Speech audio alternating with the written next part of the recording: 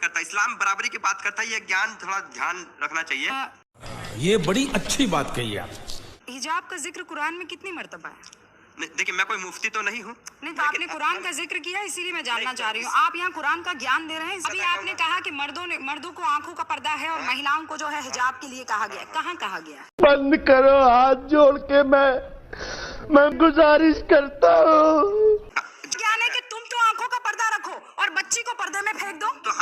चलो भाई देखो अब मैं क्या करता हूँ। मुसलमान औरत के हिजाब और पर्दा, कुल लिल मुमिनीना यगुद्दू मिन अबसारिहिम, ए महबूब सल्लल्लाहु अलैहि वसल्लम, मुमिनीन मर्दों को हुक्म दीजिए कि अपनी निगाहों को संभाल कर रखें, झुका कर रखें, नजरों में आवारगी ना हो। वयहफज़ू फुरूजहुम, और अपनी शर्मगाहों की हिफाजत करें। ज़ालिका अज़का लहुम, इसी में उनके लिए पाकीज़गी है। इन्नल्लाह खबीरुम बिमा यस्नऊन, बेशक अल्लाह ताला को खबर है जो कुछ वो कर रहे हैं। वकुल लिल मुमिनात, और ए महबूब सल्लल्लाहु अलैहि वसल्लम मुमिना औरतों को भी हुक्म दीजिए, यग़ुद्दुन मिन अबसारिहिन, कि वो भी अपनी निगाहों को झुका कर रखें, संभाल कर रखें। एप्रोप्रिएट ट्रांसलेशन होगी संभाल कर रखें, आवारगी ना हो। वयहफ़ज़्न फ़ुरूजहुन, और वो भी अपनी शर्मगाहों की हिफाजत करें। वला युब्दीना ज़ीनतहुन्ना इल्ला मा ज़हर, और वो अपनी जीनत को जाहिर न करें मगर जो खुद ब खुद ही जाहिर हो जाए।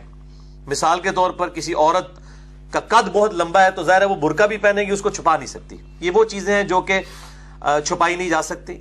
इसी तरीके से एज ए लास्ट रिजॉर्ट आंखों को खोलना पड़ता है निकाब में भी, ताकि चलने में आसानी हो।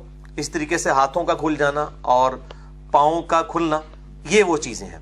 यानी कुरान हकीम तो सिर्फ रूल्स बताता है, उसके बाद अकल आपको अल्लाह ताला ने दी हुई है, आप उस अकल को इस्तेमाल करेंगे, मिजाज को समझेंगे, अल्लाह के और उसके महबूब सल्लल्लाहु अलैहि वसल्लम के मिजाज को। अब ये पर्टिकुलरली वो पर्दे का जिक्र आने लगा है जो घर से बाहर निकलेंगे तो घूंघट करना है या चेहरे के ऊपर पर्दा करना है। या अय्युहन नबी, ए नबी सल्लल्लाहु अलैहि वसल्लम, कुल लि अज़वाजिका, आप फरमा दीजिए अपनी बीवियों से, व बनातिका, और अपनी बेटियों से भी। इससे भी ये बात पता चल गई कि नबी सल्लल्लाहु अलैहि वसल्लम की बेटियां एक से ज्यादा थी। वैसे मैंने मसला नंबर 159B में भी बता दिया कि अहले सुन्नत अहले तशय्युं की किताबों में है कि आप सल्लल्लाहु अलैहि वसल्लम की 4 बेटियां अपनी ही थी, सैयदा खदीजा से, सगी बेटियां थी। अपनी बीवियों से और अपनी बेटियों से, व निसाइल मुमिनीन, और मोमिनीन की औरतों से भी। अब ये गामदी साहब कहते हैं और शेख अलबानी कहते हैं कि जी ये उम्महातुल मोमिनीन के लिए चेहरे का पर्दा था, बाकी औरतें चेहरा खोल सकती हैं, उनके लिए पर्दा था। तो अब यहां पे क्या सिर्फ उम्महातुल मोमिनीन का जिक्र है? पहले कहा उम्महातुल मोमिनीन, उसके बाद कहा अपनी बेटियों को, व निसाइल मुमिनीन, और मोमिनीन औरतों को, मोमिनीन की औरतों को।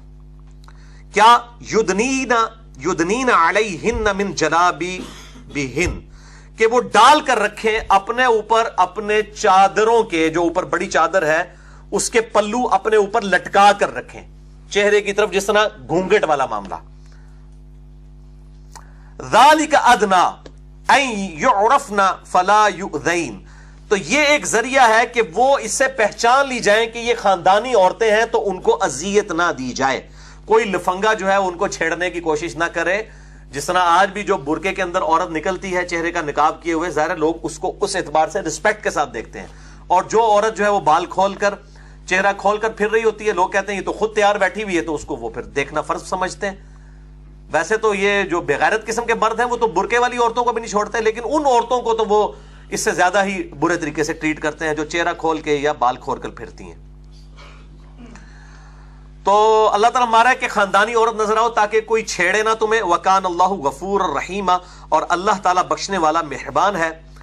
लइल्लम यंतहिल मुनाफिकीन वल्लज़ीना फी कुलूबिहिम मरद, और अगर बाज ना आए ये मुनाफिकीन और जिनके दिल में मर्ज है, वो बाज ना आए अपनी गलत हरकतों से कि वो मुमिनीन औरतों के साथ छेड़खानी करते हैं। वल मुरजिफून फिल मदीना, और शहर के अंदर झूठी अफवाहें फैलाते हैं سکینڈلائز کرتے ہیں چیزوں کو. لَنُغْرِيَنَّكَ بِهِمْ, تو اے محبوب صلی اللہ علیہ وسلم ہم ضرور آپ کو ان پر مسلط فرما دیں گے. ثُمَّ لَا يُجَاوِرُونَكَ فِيهَا إِلَّا قَلِيلًا, پھر یہ مدینہ شریف میں چند دن کے سوا ٹھہر نہیں سکیں گے, پھر ہم زبردستی ان کے ساتھ کریں گے کہ اس طرح کے لوگوں کی اسلام کے معاشرے میں کوئی اجازت نہیں ہے جو سکینڈلائز کریں چیزوں کو. اور آج کے بھی اس دور کے اندر جو بھی اس طرح کے, ابھی پاکستان میں بھی الحمدللہ سائبر کرائم کے حوالے سے قانون پاس ہو چکا ہے کہ ایسے لوگوں کو سزا دی جائے گی, اور ناقابل ضمانت جرم ہے پاکستان کی اب قانون کے اندر جو سائبر کرائم کرتا ہے, فیس بک پہ کسی عورت کی تصویر چڑھا دیتا ہے یا اڈوب فوٹو شاپ کے ذریعے, یہ چیزیں اب قانوناً جرم ہے. تو ان آیات کے کانٹیکسٹ میں غامدی صاحب کا یا شیخ البانی رحمہ اللہ کا اور ڈاکٹر ذاکر نائک کا یا امام خمینی کا, ان کا موقف یہ ہے کہ یہ آیات ایک خاص سرکمسٹانسز میں نازل ہوئی تھیں کہ اس وقت مدینے میں عورتوں کو چھیڑا جاتا تھا, اس لیے ذرا اس وقت حکم دے دیا گیا. میرے بھائیوں, قرآن حکیم کی ساری آیات سرکمسٹانسز پہ ہی نازل ہوتی ہیں, لیکن حکم ان کا قیامت تک کے لیے ہوتا ہے. تیمم کی آیات بھی خاص سرکمسٹانسز پہ نازل ہوئی تھی, حکم باقی ہے. سفر کی جو اندر قصر کی نماز کے بارے میں سورۃ النساء میں جو آیات ہے وہ خاص سرکمسٹانسز میں ہوئی تھی کہ جب تمہیں خوف ہو دشمن سے پھر قصر کرو, لیکن حکم آج تک باقی ہے چاہے خوف نہ بھی ہو.